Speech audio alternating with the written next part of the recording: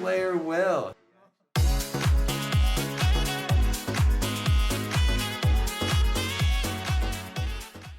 Welcome back, Visions fans. Ready Player Will here. Happy 4th anniversary here to War of the Visions and Global. This is the Jeume, the Spring Celestial character review. Brand new unit added to this week into the game, both in Global on JP. Today's character review is going to be pretty standard. It's the character overview, the stat analysis that leads up to the report card where we give some grades relative to the other characters in the game. I will have a very quick segment for like a new player look, just to give a general recommendation, thumbs up, thumbs down, where there might be some hiccups and whether or not it's a good investment for you. Very new, so obviously bear with me as I kind of flesh that out, but we will then talk about the general thoughts on the character. We'll go through the job pretty comprehensively, the TMR review, the job-based vision card eligibility, some general optimization recommendations, and then 2 different sample builds and some Truststones to cap things off. And so yeah, the character overview, brand new water unit added to the game here. They gave her the unique main job of Shining Blossom Blade with Trick Lancer and Viking as the subjobs. She does equip great swords and belongs to that category for job-based vision card eligibility. She does equip armors, helms, and accessories, so a heavier equipment type unit with a move of 3, jump of 1 as a 100 cost unit, and yes, a 50 faith recommendation. Really nothing in terms of status elements or damage that's related to faith in the kit, so I think you can keep it there pretty comfortably. Now her max range on the job is 5 squares away, and she has both 2 AoE abilities and 2 unit scaling abilities. When we look at the general resistances here, it's 35% to both slash and magic, and that is driven higher because of her 140 ability, which gives her 15% to both. This is actually a nice sweet spot for those percentages where the larger imperils in the game we see are about that minus 38% without any kind of debuff weakening applied, that when you get hit by some of these slash imperils or magic imperils, she's likely to remain closer to 0 instead of going as far negative without even considering vision cards or espers or things of the like. So that's a very nice break-even point for those 2 types of resistances. She's 10% to strike, 0% to pierce, and the minus 10% to missile. In terms of ailment resistances, now again, 50 faith, I'm not terribly concerned about these, but they obviously do matter in the game. 50% to sleep is very notable, considering that's Black Rose Helena's major status affliction, and 50% to berserk as well, which certainly helps for the Vega TMR that people throw into builds for some of these berserk bombs that we see from King Mont. But most importantly, it's a very nice thing here for Jeume's counter ability. I'm teasing this that we'll talk about in a little bit. For the mastery ability, they gave her 10 unit res and 20% attack. We'll see how that attack stat ends up affecting things in total. And they gave her a permanent magical reduction of 15% the greater the area size, so she does have kind of an innate anti-magicness to her. But moving on to the stats, this is where things really start to ramp up. Her base HP is far higher than most of the DPS that we have seen post 3rd anniversary. Now that we're here in the 4th, she is right on the teetering edge of where most tanks end up, way above the 75th percentile, really close to the top of the HP when you take out the outliers. This is a very, very strong point for her. I've seen some builds of Jeume, particularly once they're max reincarnated, that they will be up to anywhere of like 16, even maybe 17,000 HP. It's pretty bonkers what she can achieve. For the base attack, she's also a new high in the game. Now, Ash and King Mont will come and take that away from her, but her base attack is the top of the charts by a very fair margin. It's technically off the chart of what I normally have. I formerly had capped this at 450, and she's above even this. So this picture doesn't even do it justice of how high that base attack ends up being. Base agility is also very high at 59, a step ahead where most units end up in this central tendency range.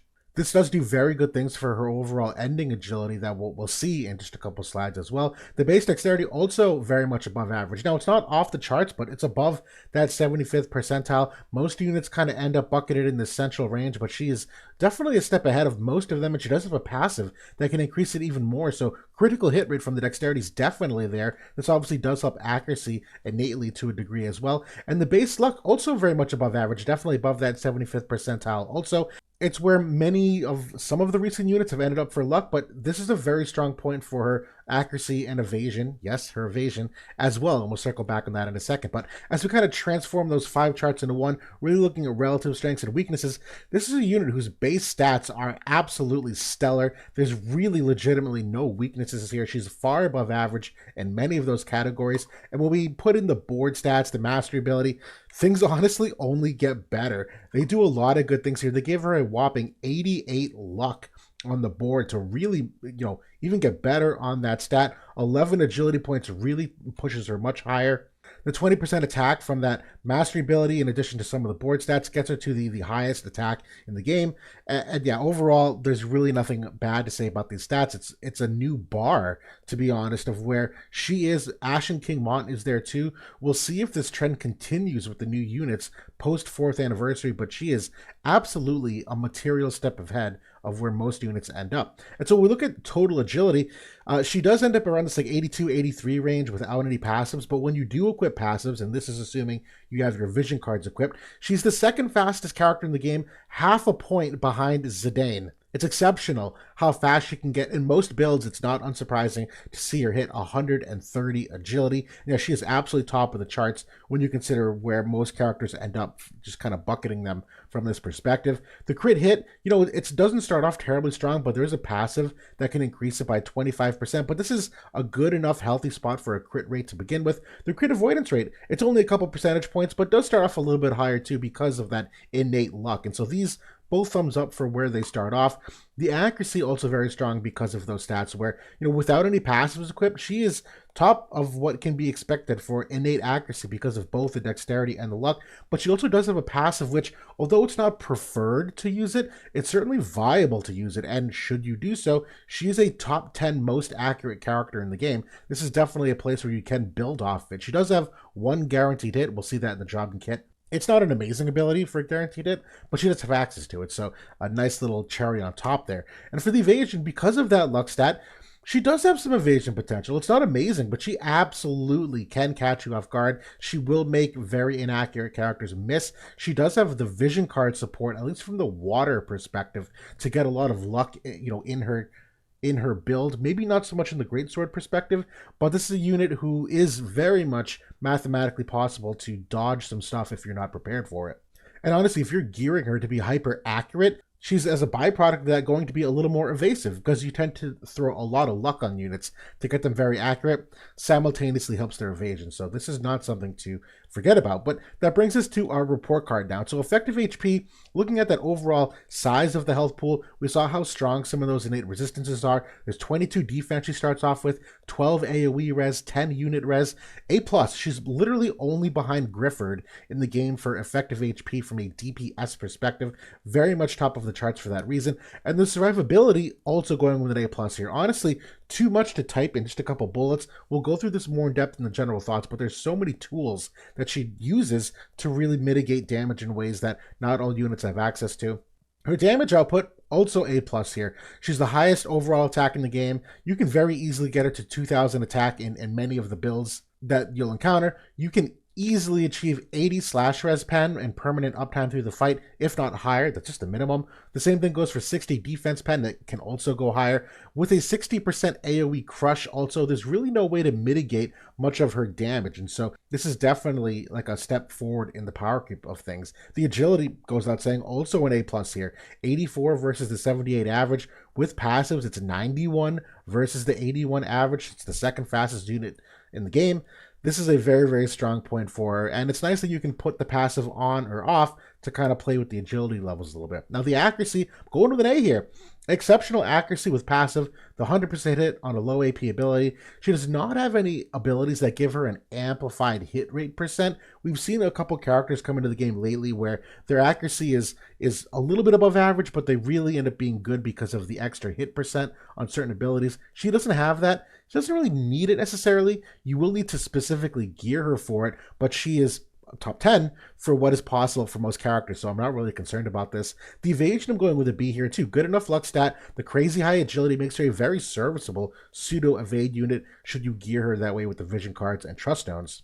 Now movement, I'm going with a B- here. Has a jump +1 passive. I prefer the move +1 passives, but we've seen as of late the jump +1 is also very valuable for some of these maps where they end up, have staggering heights between your teammates' starting positions. The auto ease of use, going with an A+ here. Very simple rotation. It will not repeat because her courage is on her teammate buff, so she'll use it once and then move on. She has grossly good damage and stats that makes for easier building where you're not punished as much for trying to make a bunch of trade-offs. She can do the job with a very simple sample build. And the game disruption, Absolutely A plus. Grossly good against the magic meta. She does have a little bit more of a special needs too against slash because of that innate slash res and what she can get further in her kit. Strike, she's competitive. It's not amazing, but she really shouldn't struggle like many other units. Absolutely a high impact unit. The passive abilities are moving on to the job as an A. Excellent variety of passives, as we'll see as we go through them. Her main unique passive is like 3 thumbs up good. It's off the charts bonkers how good that passive is. And the counter abilities, I'm going with a B here. The counters honestly are subpar, but there's a sneaky good one if you delve just a step deeper. Full credit to JB79 for bringing it to my attention. We'll go through that in the counter section. The overall job and kit is an A plus here. Grossly good kit utility. The teammate buffs, the self-sufficiency. This is a great unit up and down for a final grade of an S. This is a meta-defining unit. The game is going to have to evolve to deal with her. She's absolutely a step ahead of really almost every other DPS unit in the game.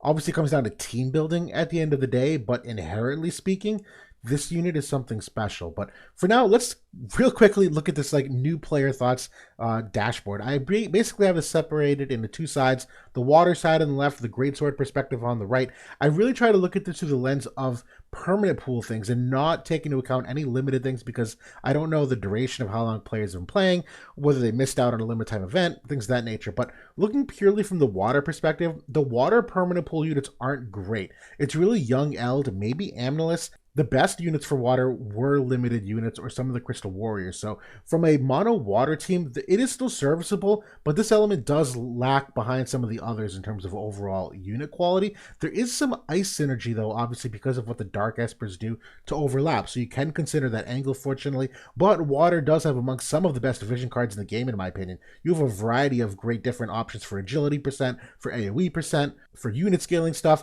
Dark Odin is still one of the best vision cards in the game. There's a lot to like there in the bones of what the vision cards have to offer. Now, the Greatsword, kind of a similar argument. The permanent pool Greatsword units really are subpar. It's really only Rain and Hyo, in my opinion, that are like good permanent pool Greatsword units. A2 and Astrius are really what drive Greatsword teams to the next level. And so if you don't have them built, you are going to be missing a lot of what we talk about. But it does have some excellent permanent pool vision cards, again, amongst some of my favorite in the game as well. So even though the units might be lacking, there is still a lot of bones there from a vision card perspective that you can invest in. And so overall, Jeume is good enough that she'll likely carry you through most of your PvP experience as you continue to develop your teams. Even if in this new phase of 4th anniversary, if we continue to get more and more busted units, as a new account, Jeume is still a full layer above any other unit that exists in the permanent pool and what you're probably seeing in the more casual aspect of the game. So I think that's still a good investment, even if we continue to get more good units. But she is a permanent pool unit, so there really is no rush to build her. She's a top tier meta unit, but you can theoretically wait. And I will say much of what is going to make her hit her ceiling in this review in particular is related to limited units, limited vision cards. She's still an exceptional investment, but likely not going to hit the ceiling that I'm talking about if you are a relatively newer or more incomplete account when you talk about what's available to you in the game. But let's move on now to the general thoughts. And I'm sorry, quick pause. Let me know how this sounded to you guys. This is obviously very new. I don't do a ton of analysis, and obviously new player can mean a lot of things. Everyone's account is a little bit different, unique, how slow they have things. So I'm trying to take this angle to at least give some thoughts on it, but let me know what you think. But for now, the general thoughts. The survivability that we glossed over before. She has that permanent 15% magic reduction larger than area. She gets another 15% from her weapon if her HP is above that 70% threshold. She has a buff that adds another 25. So you're talking about a flat 55% magic reduction larger than area, not including spirit, AoE res, magic res. There's a whole bunch of other mitigators there, right? She can also give 25 unit res. She's got courage, and she can seal enemy courage removal. Not only her, but pass it to a teammate to do the same for her. Her innate slash and magic res after her buff hits 60%. Not even talking about vision cards or espers or equipment or anything. And her 120 ability reduces enemy magic res pen by 40% for 3 turns, so further enhancing the survivability against that magic type. Her second buff is a 50% damage absorption for 4 turns, and she will be doing a lot of damage, so I do expect a lot of heal back from this. And she does have an innate heal back that when she falls below half health, she will regenerate 40% of her HP. And again, these restorative percentages can go higher if you have healing power on your character as well. So there's a ton there for survivability. She does have a slight weakness toward physical, but I'll talk about that literally in just a couple bullet points. But she does have grossly good offensive potency. 80 slash res pen from her passive and 120 ability, that can get even higher with vision cards or Truststone passives.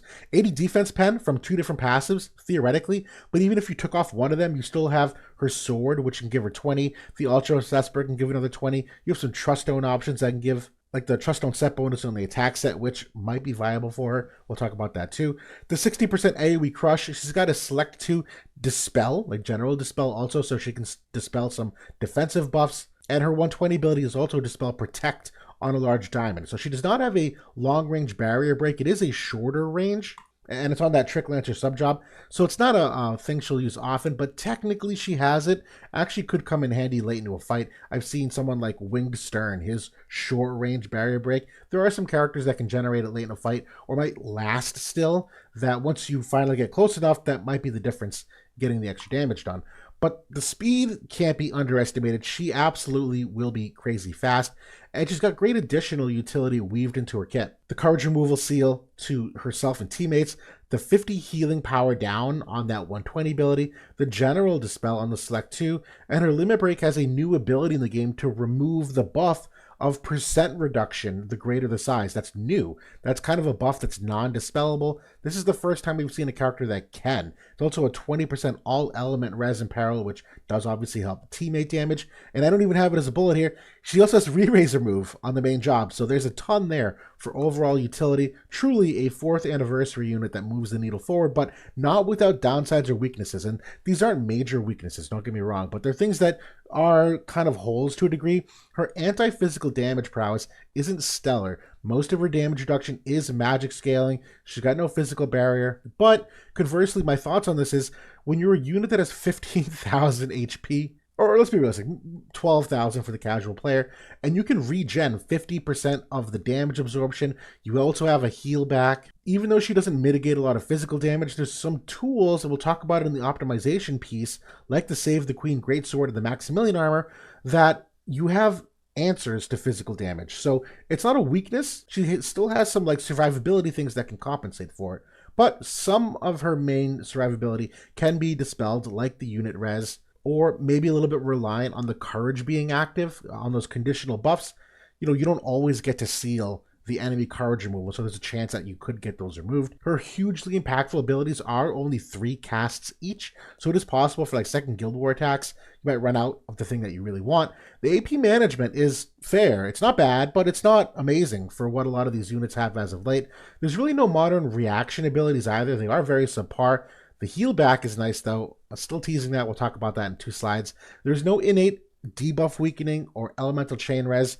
Now, I don't love elemental chain res either, particularly as we go to these rainbow teams, but debuff weakening is a big one. But you can get that through something like Dark Siren, which I highly recommend. But finally, there's also no innate reaction block rate. Very important, because many of the like 3rd anniversary counters that came out were reaction abilities to reduce slash type damage. So you absolutely need some reaction block rate to make sure she's doing the slash damage she's supposed to be doing. But let's get into the passive abilities. This is Jade Martial Arts, and I apologize, these are still the Japanese translations from when I did this a couple days ago. This top passive is exceptional. The 40 defense pen, the 40 slash res pen, the 12 AoE res, everything you want in one. After that, I do prefer the Goddess Dance, which is the agility 12% and the jump 1, but Trick Lancer's tips, that 25 crit rate and 40 defense pen, equally as competitive an option. And realistically, I do like the increased accuracy of 25 also here. Obviously, you have to trade off some of these stats here on the second passive. This character is so good, you absolutely can make that trade-off. Not to mention, nullifying confusion and stun actually is not the worst thing. We see stun with the VV limit break.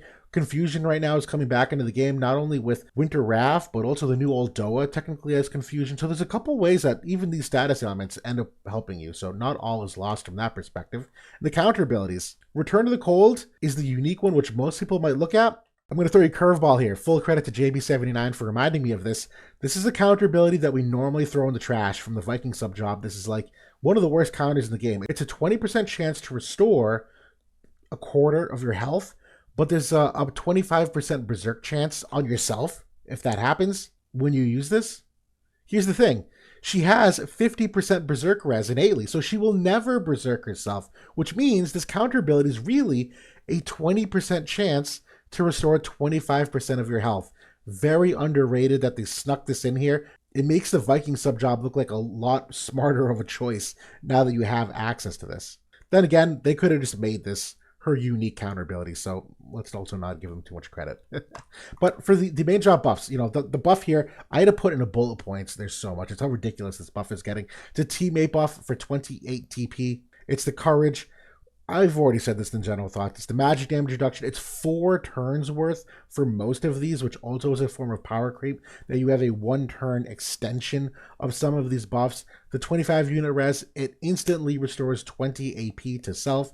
It's also 25% slash and magic res. It's also a 33% decrease AP consumption. So this decrease of AP consumption is a major factor in her overall AP use because her skills are kind of expensive, but it's also the buff that passes on to teammates to seal enemy courage removal. Now her second buff is the heal back when she falls below half health. It's 25 defense and it's the 50% damage absorption for 4 turns. Very important that she can also potentially get this online.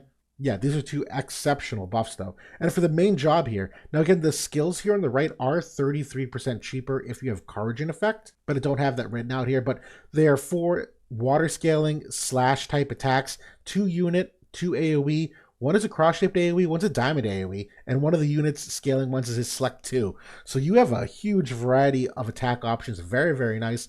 You have the 100% hit chance here in the top, your Dispel Re-Raise on the second one. Your third one is the Select 2 General Dispel. The fourth ability here, the 120 ability, is really the game changer. It's the 60% AoE Crush, the Dispel Protect, the Slash Res Pen of 40 for 3 turns, the decrease of enemy magic res pen. I'm getting tired here, guys. 40% for 3 turns. And the decreased healing power of 50 for 3 turns also. That's a magnificent ability on a diamond shape. Now for the limit break, this is a much shorter range one, but it's the dispel of that buff of percent damage reduction. Definitely a nice thing to add into the game. An all element res of 20% for a 240% mod here as well, which I'm pretty sure they do this for like damage breakpoint purposes. 49 AP. Not terrible, a little expensive, again, part of the AP management, but this limit break, I don't have high hopes for it just because of the range and the shape. I've not had good experiences with units using limit breaks of this shape, but it's nice that she has it. For the sub job here, this top ability is actually a pretty decent one. The Select 2 for Disable.